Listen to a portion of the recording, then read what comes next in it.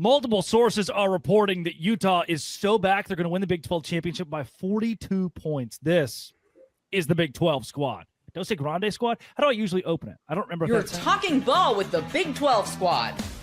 From Oklahoma State to Utah, from Kansas State to BYU, from Houston to Texas Tech, it's the local experts of the Locked On Podcast Network bringing you scoops, breakdowns, and the most comprehensive preview of the upcoming Big 12 weekend. Buckle up. It's the Big 12 squad, and we have a seat for you. No hurt feelings and thin skin allowed. Squad up. You're part of the Big 12 squad. Oh, baby, squad up. Happy Thursday night, everybody. Grab your favorite brew, and hang out with us in the Big 12 squad. We are joined by He's a Man. If we didn't have a mute button, we would have been canceled years ago. His name is Cody Stovall, host of Locked On Oklahoma State. Oh, there he goes. He's got a house, and he's engaged. Kevin Borba of Locked On Buffs. Maybe he got married. Don't remember. Nick Maravitz, man of many, many words. Sometimes we got to shut him up. He hosts Locked On Cyclones, talking all things Iowa State. He's the consummate professional. He's the journalist of the bunch. It's Chris Level of Locked On Texas Tech. Don't forget, it's a basketball school, but they're pretty good at football. Undefeated out here. Parker Ainsworth, Locked On Cougars with Houston Cougars. Oh, my goodness. There he goes. He's in a car speeding away, getting away from the cops. Jake Hatch of Locked On Cougars from BYU. And finally, he's a man who claims a Big 12 championship every weekend that he wins. His hairline is receding. It's JT Westercell of Locked On Utes. He is talking about the Utes. Plenty to get to this week in Big 12. If you hit subscribe, we all get to keep our jobs. First order of business, sports podcast here. Don't want to get too heavy, too deep. Thoughts and prayers with Jake, the entire community, with the Church of Jesus Christ of Latter-day Saints after the tragedy on Sunday. The passing of President Nelson. I know it's been a huge topic this week. A fine for Colorado for anti-religious speech for against BYU from the Buffs. Heavy week, and so our thoughts go out to your entire community and hope you're doing well. Holding up. That's the good news. But, yeah, thank you for all that. It's been a crazy, crazy heavy week, as you guys might all imagine. But I'm not going to lie. A little bit floored that the Big 12 levied a fine. I expected the reprimand, but the actual monetary damages, like them hitting him in the pocketbook, that's a new thing. And I think it may change the dynamic when it comes to some of these chants we've heard issued against BYU in the future. Yeah, definitely. I think you immediately see the Big 12 is going to take it a lot more seriously. So good that the conference steps up and says, look, we are looking out for BYU. It's what the Cougars joined a conference for, is to have this level of infrastructure at the very top. Past that, JT Westercell, 30 seconds. Why are the Utah Utes the best program in the Big 12 again? You're so funny, man. Look, I think we were all really overreacted to what happened against our good friend Chris Level's Texas Tech Red Raiders. I think Texas Tech is the best. Overreacted to 34-10? Overreact as in completely acted like they suck, like some people were doing last week, a.k.a. Parker Ainsworth being one of them, whose team went on the road and barely squeaked out a win against a team that the team he plays this week absolutely steamrolled. So we'll see how good they are this week. But Utah, look, they're talented in the trenches. They still got some things to prove if they are one of the upper echelon teams in this conference. But I do feel like they were snubbed from the AP top 25, and I feel like they're a top 4 team in the Big 12 still. There is more hair on the top of JT's head than there have been wins from Utah against Houston in the entire history of the program. Yes, we had a down. Can I just say we had a down year last year, and we still had a better year than Houston did. Pick a year. Last year, we literally won more games than you. We won more games than you last year. You didn't beat us. Yes, you beat us on the road, backup quarterback. Pick a year. You've never beaten Houston. 4 games. You won. It's weird. I was told by Utah fans that freshman quarterbacks are terrible. I was told that freshman quarterbacks are never good. But there's a school 40 miles away that seems to be winning with a centaur. Define good. What's good? Whoa. That's good. I'm just saying, buddy. What's good? Yeah, Big 12 freshman of the week. Like it's like it. Hey, Will Hammond is a redshirt freshman. Hey, yeah. Will Hammond's amazing at football. Is he in year 2 at Texas Tech? Yeah. He's in year 2 of college football. Is that so? Now what do you do? Do you play Will Hammond? No. I mean, not yet. I mean, I think he will play. I think he will play some, but I think they were already doing that, like red zone stuff. I envision them using him like they used Arch Manning last year in Austin. Kind of red zone, use his legs, and that worked well. Well, it did last year for when you have Quinn Ewers and all that stuff. So I don't know how this is going to play out, but I mean he will play some anyway. But it just shows you, I think you got more than one guy that can go get it done. Yeah, Jake, where were you headed there? Well, so JT will give credit to Will Hammond, but not to Bear Bachmeier. No, Bear had a good moment, but I don't. Okay, first of all, Good we don't moment. know Hammond's good quarter. Well, a good game. We'll say that. Just like Bears had a game, but we're talking about good quarterbacks. Like how many quarterbacks in the country are good? Can I see Bear do it against a team that I think is going to be a decent college football team? I'm sorry, Bor, but I don't think Colorado is going to be great this year. JT, here's the deal. BYU has got a great pantheon of great quarterbacks. Jim McMahon, Steve Young, Ty Detmer, some of the greats of all time. Bear Bachmeier is the first quarterback in BYU football history to start his career 4-0 and have 10-plus touchdowns and 0 turnovers. None of those other quarterbacks have done this. Have they played a good team? I think ECU is pretty darn good, dude. Oh, okay. Wow, that didn't take that, Borba. God bless. Damn. Yeah, I mean, Colorado should have won that game. I mean, the metrics say it, everything says it, right? But the defense can't tackle, which is a problem. Their quarterback, he looks like he's like constantly deciding like what he's going to do.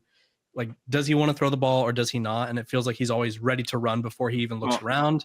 And yeah, I think they let BYU back into that game, and it's an unpopular take, but they really did. Borba, to your point, I will say on paper, Colorado is the most talented team BYU has played, and you're right. The stats. Why did they go away from the running game? I was there watching that game in person, and I am floored that Colorado went away from the run game. BYU was struggling mightily to contain anything Colorado did on the ground. Yeah. Hey, Jake, is your shirt color aqua?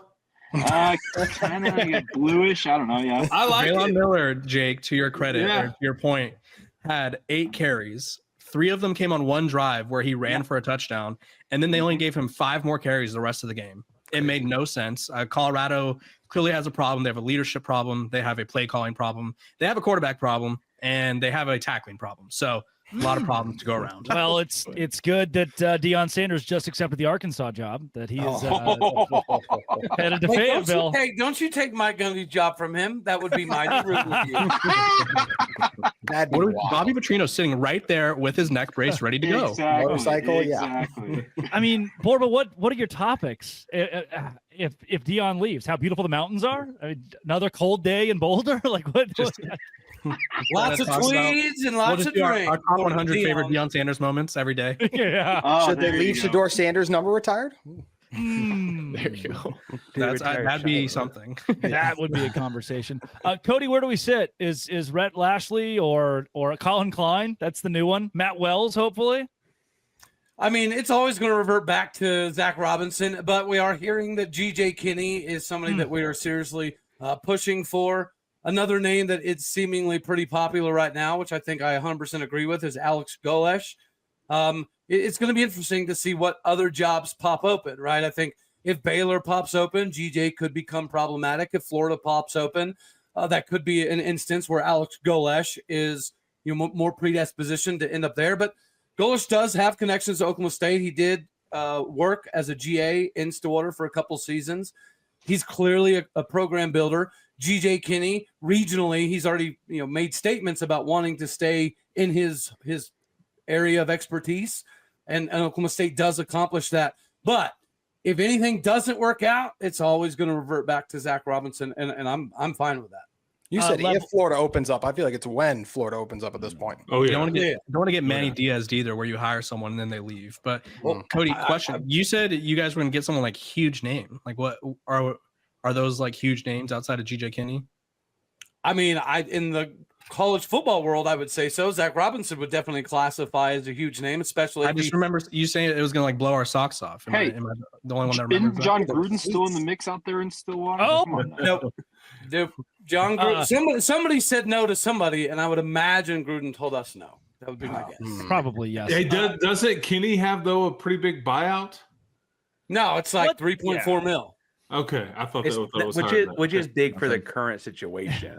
Texas State, that's pretty penny right there. Cody, I'm telling you right now, if they get GJ Kinney, you're going to see it's going to be a trade. Mike Gundy goes to Texas State. GJ Kinney ends up in Stillwater. You really think he would? He'd go to Texas State? Guys, Mike Gundy definitely wants to coach again, and his brother Cale Gundy said, "Wherever Mike goes, I'm going with him." Would he go Mike G5? Gundy and San Marcos needs to be on television. I think Mike Gundy's pride will not allow him to go down. But I mentioned Arkansas somewhat jokingly, but if you're Mike Gundy and Oklahoma State plays Arkansas in a couple seasons, that's got to be somewhat of an appealing option. So he's probably sales pitching himself to Arkansas. He'd be smart to do so. I want him to go do TV, man. He belongs on the desk. I mean, inject that into my veins, man. Gundy on the Big 12 squad. Right? That when he pulls that out, whatever network he's on is going to be like, maybe not. No, I think he'd be great, man. Him and Fox are gonna get along just fine. He's gonna. What was the T-shirt he wore? Like, I think that network. Gotta love Fox. Hatch is bouncing. I've got a question between GJ Kinney and Jeff Traylor. Why are we not talking about Jeff Traylor? That's coming up. Locked on Big 12 Dose Grande Squad. Hey. Today's show is brought to you by FanDuel. FanDuel is exactly where I go this weekend to pick the money line of whoever is playing against Utah and probably win many, many, many monies. And it'll go into my pocket and I'll be so excited and happy. FanDuel is actually where you can go and win a whole lot on college football and have a whole lot in free play in your back pocket. For just $5, you throw $5 down if your bet hits. If your $5 bet hits, from there, that's exactly right. You get $300 in bonus bets to use across the app however you want to. So, here's what you do. You download the FanDuel app. You throw $5 on whatever game you want to, including Utah versus BYU. And when the bye week wins, you win too. All of that and more at FanDuel.com. Visit FanDuel.com and do it today. FanDuel.com. Today's show is also brought to you by Square. I go down to Island Daiquiri here in Wilmington Island, Georgia, and I enjoy a daiquiri, an Island Daiquiri, and it's run on Square. Your entire neighborhood actually is run on Square. We know that they're just those places that are pillars for you in your neighborhood. And with this episode being brought to you by Square, I bring up Island Daiquiri that's right down the road. And when I go there, I boop, boop, and do the little phone thing to your face, and you click on the Square thing, and it pays for the whole shebang. And so Square is what keeps your neighborhood feeling like home. Right now, go to square.com/go/LockedOnCollege to learn more. But before you do, go support your favorite neighborhood spot. You'll be happy you did. Square. See you in the neighborhood with Square. Utah, JT, you think Utah can win the bye week? I'd say so. They actually comes at a good time. They need to get some guys healthy, improve on some things. So I feel like, yes, I think they all right. I am fascinated the next time that they play because I know we're sitting here talking about various teams, and we're representativeless when it comes to the Sun Devils on this lovely show. Arizona State, man, it's their league right now, is it not? They're 2-0. I know Nick's guys have something to say about it, but like that Utah and Arizona State game, that's a big one. That is a big one. Chris, it's their league in the sense that they won it last, but do you feel like they've been the most impressive team? Because I have been more impressed by Tech and Iowa State. I would say, okay, and that's an eye test conversation, but here's what I would say. Arizona State has the longest such streak in the country, and they've won 8 conference games in a row, okay, dating back to last year. Nobody in the country has any longer streak, and it can look ugly all we want it to, but they've got a pro at quarterback. They've got a pro at receiver. They figure out ways to win close games. I mean, I don't know, man. I mean, that's pretty salty because they did not play their best the other night against TCU and still figured out a way to get it done. And I think you can make the argument their tight end could be a pro level dude as well. Absolutely. I think TCU is strong, and I think that was an impressive performance for sure. I do think that Arizona State won a lot of one-score games last year, and they lost their best player. It stands to reason that just on percentages, they're going to lose a couple of one-score games this year without him. And I understand that. I personally don't think anyone in the conference is going undefeated. I don't think the Big 12 champion goes undefeated this year. But I also feel like that 2-loss team could be a 3-loss team without a whole lot of changes, let alone losing their best player. Like that doesn't feel like that big a stretch. Parker, you mentioned the close game thing in the Big 12. I think that's something that we just need to become welcoming of because it's going to happen repeatedly. I don't think we're going to see a lot of blowouts all that often in this conference. Even from a lowly Oklahoma State, you're probably going to beat us, but you're probably not going to blow the absolute doors off of us more often than not. And it's just because the strength of this conference to some degree. I love Mountaineer Paul, man, but really quick, I just don't know if West Virginia is going to stay in a lot of games this year. I don't know. And it's funny you're talking about Arizona State in one-score games. I don't know if they'll win a bunch more. They've won 2 of them in a row in the league, so they keep it going. So just throwing it out there. Everybody promised me that this year the teams that won those one-score games would flip. JT, you've used that about BYU having so many one-score games last year. Then what does BYU do against Colorado? Can they play yes, I want them to play a good team, and then I will concede I was wrong about that. I'm just going to say that. Colorado's the team that flipped, Drake. They don't have Houston on their schedule this year. Georgia Tech, they lose to BYU. Colorado's the team that flipped this year. All right, so I want to get back at some point to the G.J. Kinney and Jeff Traylor thing, because we've just forgotten Jeff Traylor into the void here. Parker, though, is this the week that Houston, the eyes of Texas, will be upon you, that they knock off Texas Tech and become a legitimate power? Look, let's be honest. If Houston beats Tech, I think there'll be a lot more eyes on the game on Houston than just the eyes of Texas. But I will say, and I've said on the show before, laughed at me, and then we beat TCU and Kansas State last year. I don't think Utah was at their whatever last year, but they did, right? Houston and Willie Fritz are going to win games they're not supposed to every year. That's just what Willie Fritz does. It's what he's done everywhere he's been. Chris and I just spoke recently about they're coming off of a bye week. They've been told their stuff doesn't stink for a little bit. They're in Lubbock, right? It's in Houston, night game, all that kind of stuff. It just feels like they might just have 24,000 people there, huh? Well, there are a lot of Lubbock alumni, I guess. There might be 24,000 Tech fans there. Yeah. I'm not even joking about that. There's a large Tech of alumni in the Houston area. And it might not be this weekend, but there will be wins Houston gets this year just because Fritz doesn't let them lose. There's going to be some game they're not supposed to win. They're going to beat the spread or whatever and come back and win that game. I would like it to be this weekend. I'd like it to be Tech, obviously.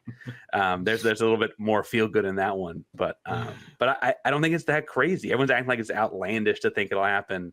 And then they derailed Kansas State's entire existence last year. Yeah. I have a real question. It's going to sound like I'm being facetious. I promise I'm not. But legitimately, is Houston more of a threat on the road than they are to some degree at home just because of the environment? The Dave Aranda Baylor syndrome. That's a great point, actually. I don't know if I go that far. I do think Houston, though, and again, I think it's this interesting spot where every single, maybe not JT, but as I'm looking at everyone else, your alumni have people in an alumni center in Houston. It's too big a city not to have it, especially the Baylors, the Techs, the TCUs, the Texas-based schools. Because it's just such a big city that this is the only game those fans get to go watch of their team in their backyard, right? It's a unique situation that, look, let's be honest, doesn't exist in Stillwater, doesn't exist in Ames. It's just, you don't have a bunch of Colorado Buffalo alumni living in Ames, Iowa. That's just not a thing. Borba, you good, man? I'm just listening. Sorry. I was wondering, is this how you do all your podcasts? Just chilling? Yeah, that's right. I love it. I need to pick that up. That new setup. Dialed in, just thinking about man, I wish we could unretire those jerseys and get those guys. Don't lie. You're thinking, when are these dudes going to shut up half the time? Especially when I'm. He's thinking about that TCU win in 23. TCU win. I talked about it today with one of the former players. I was like, what a time! What a time that was. Remember when we all thought Belichick and them were going to do the same thing and they were going to knock off TCU? Oh my gosh! I don't think any of us thought that, but you. No, you but the would, national JT. conversation. I walked into that. That was well played. You well would. Played. I agree with you. That was well played by you there. But I have been laughing all week, Drake, as you flip flop on Devin Dampier week after week. Before the season, you said he sucked. Then last week on my show, or 2 weeks ago, you said he was good. Then you do a graphic in which you call him ass the following week. Where do you land on him? I don't know, man. Some weeks he's good, some weeks he's not.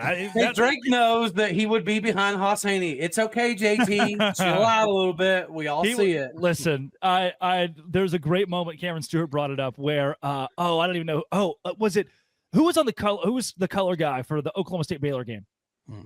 Old Bama quarterback, not McCarron, or it was one. It was one of those guys. McElroy.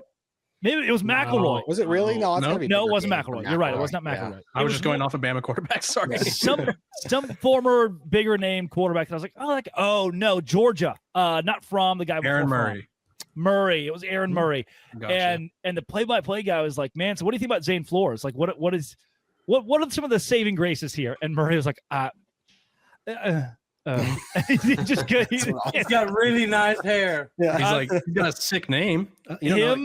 Zane's walking around the world. Him and Isaac Wilson should go toe-to-toe in a QB camp and just those poor kids. Hey, in Zane's defense, he put up at least a somewhat admirable ball game. It's the first time we've looked at a performance and said, okay, we have a little bit of hope. Yeah, I like that. Coming up. JT, how's Jackson Benny?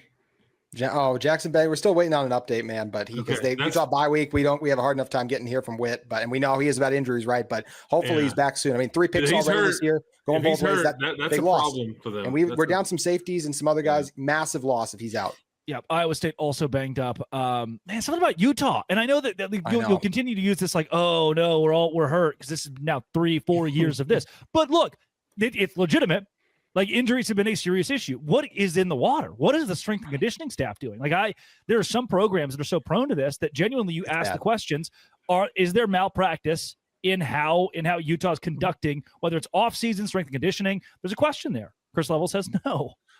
I think they play a very physical style, and it's punishing, right? And it takes its toll on their own guys. Some of this is just luck, bad luck, but this many years in a row. Well, but what you're saying too is like everything. Well, injuries happen to everyone. I'd be willing to bet you though that unlike the Pac-12, this is a more physical style of football week in and week out in this particular league, and I think there's something to be said about that. I totally agree with that. And the one thing I'll say about Benny that is strange is like some people might go, oh, he was playing both ways. He hadn't even played like 20 snaps both ways. This when he was in, he was targeted a lot. So I don't think he was wearing down because of the dual threat play ability. But I mean, injuries happen to everyone. It's the turf at Morgantown, man. JT, wasn't Utah going full contact for like its spring game for like quarterbacks and everyone like a year ago or 2 years ago? At least a year or two ago. Yeah, there was not during the spring game, but during some practices because they got a quarterback hurt last year. It was bad. And at some point, you gotta turn the volume down a little bit. That's self-inflicted on some of that. Yeah, I'm pretty sure it's a finable offense to disagree with Level, but I think that there is some validity to the strength and conditioning thing because Oklahoma State we don't practice heavy, we don't go to the ground, but our strength and conditioning coach is world renowned for being able to get people 45, 55 pounds heavier and all that fun stuff. But there has been a lot of injuries in Stillwater, and we don't do any full contact stuff, and it's been piling up over years. And you're starting to hear some things that it's because he's all about mass and he's less about dexterity and flexibility and lateral side to side stuff. He's a weight room dude. He's an old school, I'm going to put a bunch of weight on you kind of guy, and maybe less about the dexterity portion. And I think that could be viable to that argument. Are they wearing the bras in Stillwater, Cody? What's that? Yeah. Are they wearing the bras? Or are we just going straight weights? Catapults? No. We like to let it. We like to let it hang free in Oklahoma, man. The boys from How Oklahoma. How else do you drive down a dirt road after so many beers? You got to let it free flow. San Marcos not only welcomes that, they encourage it. They're going to love Mike Gundy in San Marcos. It's going to be a riot. Coming up, GJ Kinney, like we were saying, GJ Kinney or Jeff Traylor, locked on Big 12 Squad. Today's show is brought to you by Mazda. Mazda is bringing class, power, and style to you, and Mazda cars do simply more than move. Mazda delivers confidence with every ride with more IIHS top safety pick awards than anyone else. From footwork to breath work, athletes sweat all the details. Mazda brings the same intention to how they craft every model. All-wheel drive, standard in every crossover SUV. You can drive with confidence through almost any season. Like our players, we sweat every detail because when you make every move count, impossible becomes irrelevant. Mazda, move and be moved. Today's show is also brought to you by Game Time. Game Time is exactly where I go when I'm looking for concert tickets to my favorite college football game, or even going to a comedy show. Went and saw Tyler Childers in Queens, New York this week for Dirt Cheap in the Pit. I was standing from me to you to the artist, all because of Game Time and how cheap tickets are. Pull up Game Time, couple of tabs, see amazing deals, and even go to your favorite college football games for as low as $25. I love the zone deals. Pick a section, Game Time picks the seats, you save big. Take the guesswork out of buying college football tickets with Game Time. Use code LOCKEDONCollege for $20 off your first purchase. Terms apply. Again, promo code LOCKEDONCollege for $20 off. Swipe, tap, ticket, go. Download Game Time and do it today. It's Game Time. Chris Level, if GJ Kinney did not beat Baylor in that game, is he on the top of everyone's list as the next hot name in coaching candidates? And it's funny because Joey McGuire knows both of the guys you're asking about. He's like very, very close and talks to Jeff Traylor and GJ Kinney a lot all the time. And I think these are both guys that are both ready for a Power 4 opportunity. And I think Oklahoma State would do well with either guy. Kinney may be only known around Texas circles, but he's an up and comer, man. I mean, Here's what's interesting about hiring a Jeff Traylor or a GJ Kinney, though, in this sport these days. Do you have a general manager? Are you willing to have 20 to 30 people like that report to you, and you let somebody else call the plays because you're overseeing this giant organization? It's a bit of a different job than it was 3 or 4 years ago. Can Coach Kinney or Coach Traylor, are Are they ready for all that? I mean, and maybe they are, but I just think that like the jump is different now than it used to be. And just, I'll put my staff together. We'll run this offense and away we go. You're playing a different kind of game right now with personnel departments and all kinds of things that was never a thing before. You got to have somebody that negotiates these deals with rev share, and there's just a lot going on here. So all the reports coming out about the Arkansas McGuire was in the same boat, was he not, when he got hired at Tech? Say it again. Wasn't Joey McGuire in the same boat when he got hired at Tech?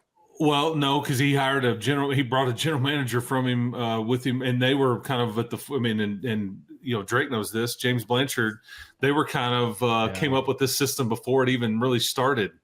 Whichever some people thought they were crazy. Like, wait, your coaches don't even make the offers to recruits? No, we have a personnel department that's going to do that. We have a general manager and all those things. So it has changed since he's been here, but even then, how different is it now than it was even for Joey McGuire 3 or 4 years ago? Well, Cody Campbell's involvement. Touch on that, Chris. Is like, when did that start? Like, estimate. Year and a half, 2 years ago. Right. So that changes. And these folks are involved in all these programs. Cody's just a bit more out there with it and transparent, but these people are in some ways, they are general managers or owners of the program because they hold the purse strings. Oh, you want this donation for this deal? Well, then this is what I want. And luckily at Tech, they're aligned and there's not a bunch of ego and all that stuff, because at some places, I don't think, like Arkansas, for example, I don't think they could really get everybody on the same page as it relates to football, and it didn't really work. Yeah, basketball. I think basketball at Arkansas has proven that their donors will pay big bucks. Correct. They could be the next Texas Tech. I think Texas Tech is ahead of the curve in comparison football-wise to Arkansas. No doubt. It's just tough to do in the SEC, I feel like, because there's a lot of other things going on in the SEC. I think it's easier in the Big 12 and the SEC. The hard part. Everyone in the SEC has money. I'm not saying they'll win like Texas Tech's doing. I'm saying that I think they'll build the similar model of going all out. Yeah, I will. Because even their athletic director sat up in front of a bunch of people, Hunter Yurchek, like a week and a half ago, and he said he was like, "We are built to win a national championship in basketball and in baseball. We are not built to win a national championship in football." And I think everybody was like, "Whoa, how dare you say that?" But I think people in the room are like, "Yeah, I get it," and they're not. It's tricky to tell your fans that, but they're not built to win the SEC, much less a national championship in football. Then he also said they're going to invest more money in football, so they can be. And Sam Pittman's like, "What about me?" Yeah. And Mike Gundy's saying, "What about me?" That's exactly. He's writing the letter again. He's writing the letter. Talking to Coach Patterson last week about this, Gary Patterson, he was like, "Look, it's no secret when he got fired from TCU, he went from 1 full-time strength and conditioning coach to Sonny Dykes has 5.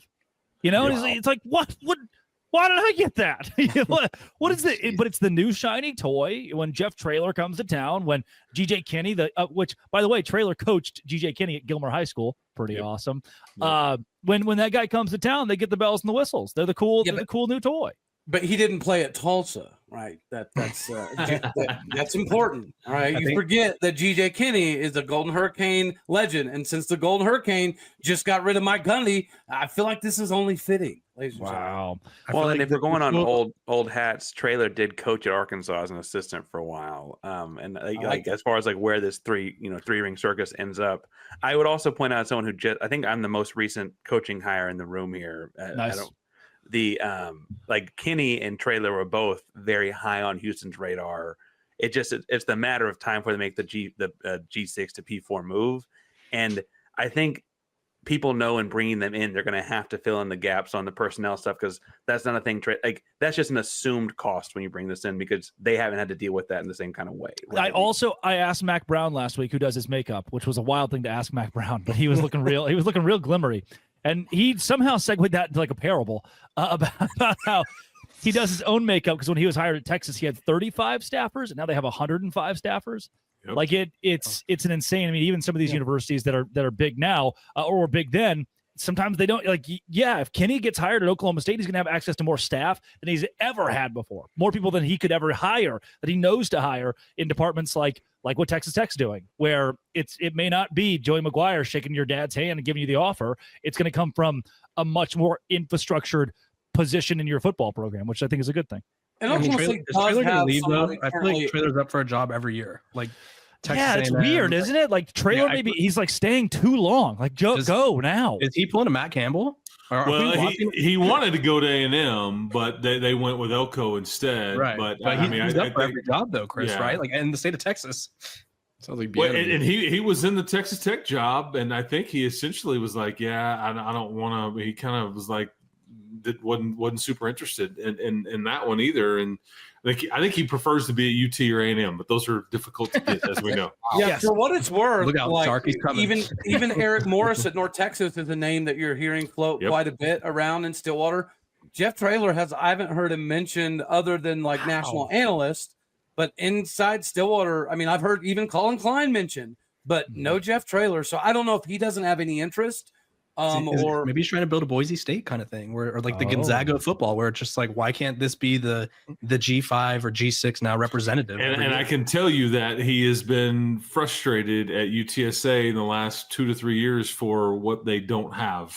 Yeah. But again, you overstay it a bit, and it's like, okay, well, now I don't have any more leverage. So who knows? It'll be Willie Fritz. Willie Fritz has this. Fritz is like he's now 65, 67. 65. He's 65. 65. He's won every. But the deal is, and the Tulane thing took a while to build up. But he had multiple examples of building programs up. Yeah, Traylor and Kinney didn't have though to get to this. Houston, but Houston. Well, and I think Lance Leipold went through a very similar trajectory as Willie Fritz has. Yeah. Lance Leipold at lower division football is an actual like legendary name. Yeah, like legendary.